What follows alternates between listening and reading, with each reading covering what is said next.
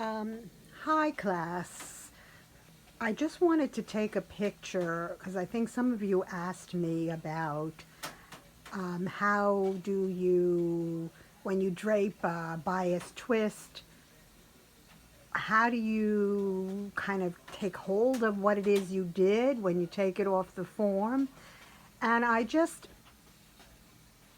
had done this double bias twist into a front of a bustier, and it has a lot. So what I did is I based this all together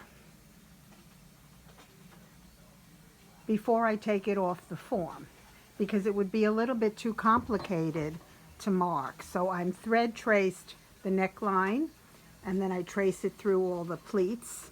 So when I take it out, it's all together in the size that I wanted. I thread traced down the side seam, and I thread traced across the waist.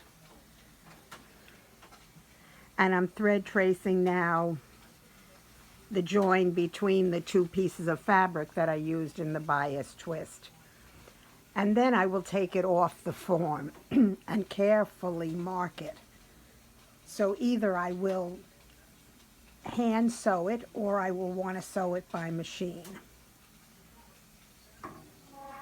But it needs more than just a casual marking because it has a pretty complicated construction. And again, I just also wanted to remind you that this could be put on my French lining as well for the support if I wanted to leave it as a strapless front of a bustier, and then I would drape the back. This is also, I took my bustier that I did all the fluting on, and I just pinned it as an accessory around a simple dress that I have. And I've done most of the stitching by hand, and I'm going to connect it to the French lining by hand because it's pretty complicated, and I want to leave some parts of it hanging off, like the ribbons down here, and then the ribbon down here, and then the rest of it I'm going to end up folding in and hand stitching it to the lining that I meant to finish it. And I'm going to do the same thing on the top. And then I have a third one that I did, which was done with the pleating and the pin tucking, that I'm going to also, all of these would fit the one French lining that I had made with the boning in it, as you all did. Obviously, if I want to put them all, I have to make 3 different French linings.